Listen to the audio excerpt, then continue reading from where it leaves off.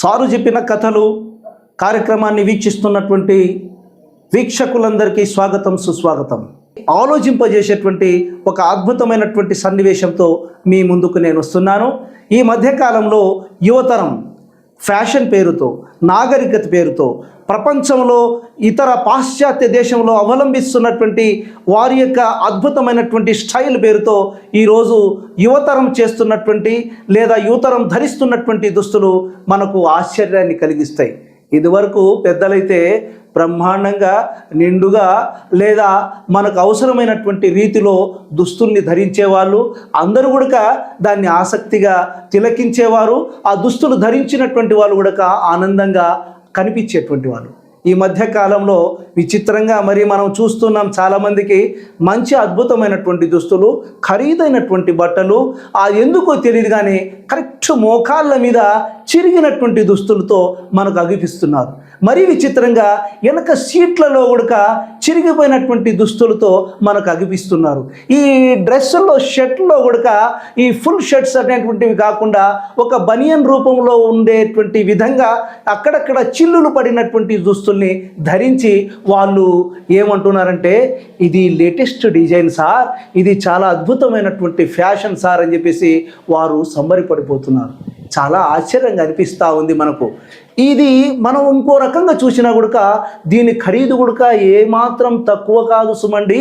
ఈ ఖరీదు కూడా చాలా ఆశ్చర్యంగా, విచిత్రంగా చాలా ఎక్కువ ధరనే ఉంటుంది. డబ్బులు ఖర్చు పెట్టి మనం చిరిగిపోయినటువంటి దుస్తులు ధరించడం ఇది ఏమి ఫ్యాషనో అర్థం కావడం లేదు. అందుకని జరిగినటువంటి ఒక సంఘటన చెప్తా. నేను మా అమ్మ అంటే దాదాపుగా 80 సంవత్సరాల వయసు ఉంటుంది. మా అమ్మగారు నేను ఏమి పొద్దుపోకపోతే అలా జమినీ కామెడీ అని చెప్పేసి కాసేపు హాస్యం వినోదం ఉంటుందని చెప్పేసి ఆ టీవీ ప్రోగ్రామ్ని చూస్తున్నాం. మా అమ్మ, ఒరే ఆపురా, ఆ టీవీని కాసేపు ఆపురా అన్నది. ఎందుకమ్మా అని చెప్పేసి అడిగినా, అప్పుడు మా అమ్మ ఏమన్నదంటే, ఒరే నాన్న, ఆ అమ్మాయి ఎవరో టీవీలో బ్రహ్మాండంగా మాట్లాడుతూ ఉంది, ఆ మాట్లాడేటువంటి అమ్మాయి చాలా చక్కగా ఉందిరా. నీవు నీ ఇంట్లో ఉన్నటువంటి బట్టలన్నీ కూడా నీ భార్య స్టీల్ సామాన్లోడికి అనవసరంగా నీ ప్యాంట్లు, షర్ట్లు అన్నీ కూడా స్టీల్ సామాన్లోడికి వేసేస్తాం. ఈ మధ్యకాలంలో ఎట్టన్న చేసి ఒక 4 ప్యాంట్లు, షర్ట్లు ఆ అమ్మాయికి, టీవీలో ఉన్న అమ్మాయికి అడ్రస్ కనుక్కొని పంపించరా అన్నది. నాకు అర్థం కాలేదు. ఎందుకమ్మంటే, లేదురా, ఆ పాప అంత చిన్న వయసు, అంత యంగ్ ఏజ్లో అమ్మాయి చిరిగిపోయినటువంటి దుస్తులు, మరీ ముఖ్యంగా మోకాళ్ళన్నీ చిరిగిపోయినటువంటి ప్యాంట్లు వేసుకొని ఎంత పేదరికమైన పరిస్థితి ఉందో కదరా అని చెప్పేసి అన్నది మా అమ్మ. నిజంగా హాస్యమే ఉన్నా అందులో మనిషికి అవసరమైనటువంటి ఒక అద్భుతమైనటువంటి సందేశం ఉండేది. దాంట్లో నాగరికత పేరుతో మనం చేసేటువంటి ఈ రకమైనటువంటి చర్యలు కానీ, ఈ రకమైనటువంటి వస్త్రధారణ కానీ మనకు గౌరవాన్ని తెచ్చిపెట్టవు. అందుకని మనం నాగరికత లేదా అందం పేరుతో అమ్మాయిలు కూడా దాదాపుగా నాకు తెలిసినంత వరకు ఎక్కడైనా ఫంక్షన్లకు మనం పోవాలా 9 గంటలకు అని చెప్పేసి మనం అనుకుంటే దాదాపు 10:30-11 వరకు రారు. అందుకని 9 గంటలకు పోవాలా అని చెప్పేసి అంటే మనం 7 గంటలకే వాళ్ళకి టైం ఫిక్స్ చేయాలా, అప్పుడు కానీ బయటకు వచ్చేటువంటి పరిస్థితి లేదు.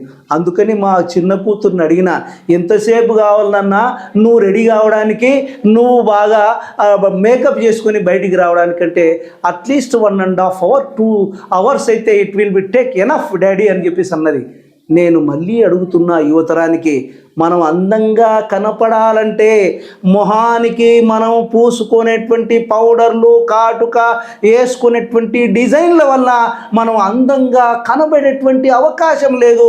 మన నడత, మన ఆలోచన, మన విజ్ఞానం, మనం ఏదైతే మనం లోపలి నుంచి మనకు ఉన్నటువంటి అద్భుతమైనటువంటి బలాలు పెంచుకోవడం ద్వారా మనం అందంగా కనబడేటువంటి అవకాశం ఉంది. అందంగా కనబడడం అంటే ఒక్కసారి మనం ఆలోచన చేద్దాం. వంగరి మాథయ్య అనేటువంటి ఆమె నోబెల్ అవార్డు ప్రైజ్ గ్రహీత. ఆమె ఏమాత్రం అందంగా ఉంటుందో, ఎంత అందంగా ఉంటుందో ఒకసారి మీరు యూట్యూబ్లో కొట్టి చూస్తే తెలుస్తుంది. ఆమె చనిపోయి చాలా సంవత్సరాలైనా జనం గుండెల్లో ఆమె చిరస్థాయిగా నిలబడిపోయారు. పర్యావరణం అనే మాట వచ్చిన ప్రతిసారి ఆమె ఎప్పుడు కూడా బ్రతికే ఉంటారనేటువంటి విషయాన్ని యువతరం గమనించాలి.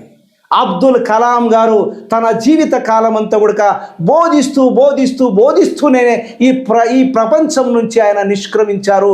ఆయన ఎంత అందంగా ఉంటారో ఆయన పుస్తకాన్ని చదివితే మనకిట్టే అర్థమవుతుంది.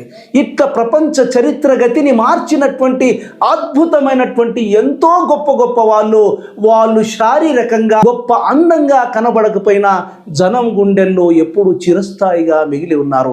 స్టీఫెన్ హాకింగ్ అనేటువంటి తాను కుర్చీలకే పరిమితమైనప్పటికి కూడా తన జీవితం అంతా కూడా బోధిస్తూ ఈ ప్రపంచాన్ని నుంచి నిష్క్రమించాడు. ఆయనంత గొప్ప అందగాడు ఈ శాస్త్రం, ఈ ప్రపంచం బ్రతికున్నంత వరకు ఆయన్ని కీర్తిస్తూనే ఉంటుంది. అందుకని అందం అంటే మన శరీరానికి మనం పైన పూత కాదండి.